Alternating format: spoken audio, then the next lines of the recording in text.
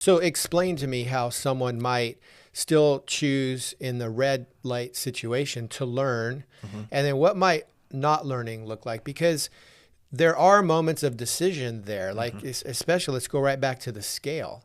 I mean, if you step on the scale and it's not coming down at the level that you hoped, or let's say it's even the opposite, it's going up Hmm. rather than coming down, the tendency is to say, well, I failed at that, and we give up because it feels personal. We feel like a failure. Culture, society, maybe family norms, the shaming that might go on around why we eat, how we eat, and all those types of things start to play into that. But how do you learn when you're in a spot like that and it does indicate you maybe failed? It's not working, right? Like, it's not working because I know the last holiday weekend I was off program and Right. I ate whatever I wanted to eat and didn't count and That's log oddly anything. specific, Mitch. Right. Yeah. So when you step on the Yeah. scale, you're up, but you know why you're up. Yeah. What do you learn from that? Yeah. I think of failure as coming in a gradient. And when we're doing goals naturally, I think, lead to development of strategies. When you have a goal, you start looking for a strategy. And strategies are kind of like the big how. How am I going to accomplish this? Right. And then we tend to break that down into tactics. It's just a different word to talk about something. We break it down into these. And those are the small hows. And then those turn into activities. And those activities produce results, right? And so sometimes what you have to do when you're failing is go, okay, at what level has it failed? Sure. Was my activity off and I just need to make adjustments there? Because failing at the level of activity is pretty easy to adjust. But if that's not right and you need to fail and you need my tactic is Right. off, then fire your tactics. Yeah, that's really good. If you got to fire your strategy, that's often more complex, a little harder. That might mean going and hiring a professional to help to give you a new strategy. You may not know the strategy that'll work for you. The strategy for weight loss for me at 53 is very different than 23. Right. Yeah. And if I haven't stayed current with like, what do I need today? I need to go get some help from somebody. So figuring out at what level you're at in the failure is really important. But when people fail when they fail and then they give Sure. up, what they're doing is they're failing to the level of goal. Yeah.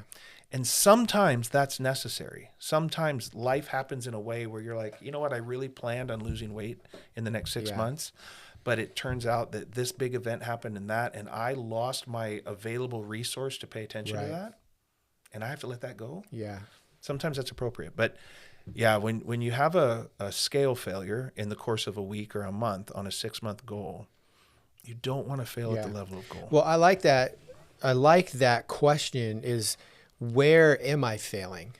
Is kind of the next thing. Okay, I failed. It's a red light, but then where? It's a learning question. Where did I fail? Yeah. And you're right. If it's just a matter of I was on a holiday weekend and I chose to go off program and wasn't logging and ate whatever, well, that's an easy thing to It's an adjust. activity level Hey, I'm problem. right back on program come Monday. Yep.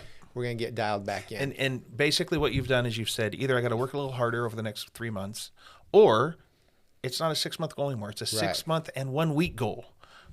Yeah. Who cares? It's not a big deal. Exactly. We had a situation recently with a client where they got some pretty big red lights, and they didn't understand this principle. We taught it to them, but this is the kind of thing that you have to experience to really let it sink in. The work of not actually judging yourself is pretty hard sometimes, and you have to have that. Well, you have to have the experience of it. So they had that. They set a goal, and they have a spreadsheet and a whole system around that manages a whole process for them. It's a big part of their company. And they really thought they needed to get that onto some kind of software. And so they went out and they spent 6 months researching different softwares because the goal was to move from this to a software. And they just researched it and they learned. They spent a lot of time. And at the end of 6 months, when they were supposed to decide what software to start doing the implementation, what they had learned was they're not ready to make that move. Their solution that they've custom built for themselves is better than any software they could find at the level they could afford. Now, I'm sure if they went out and spent $250,000, blah, blah, blah. But they were like, it just was red lighted the whole time. And then in the end, they decided to not do it. And then they came back and they're like, what does that mean?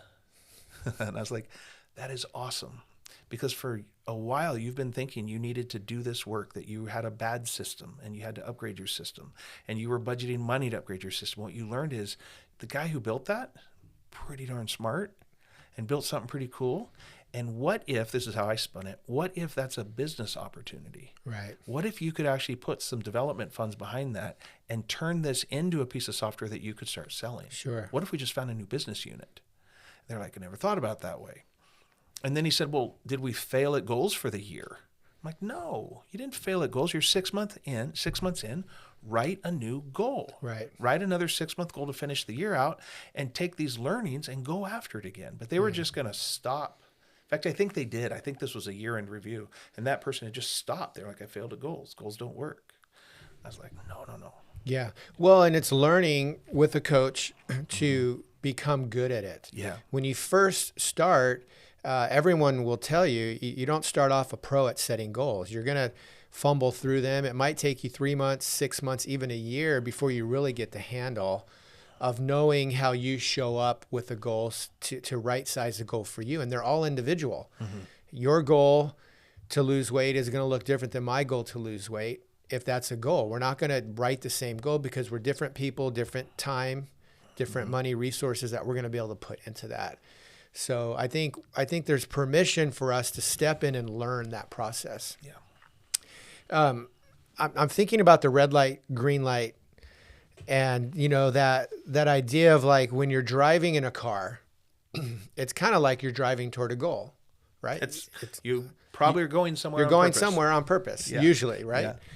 And so there's a sense of there's two types of people, at least when I was driving and my children were in the car, because it's funny how your children are backseat drivers.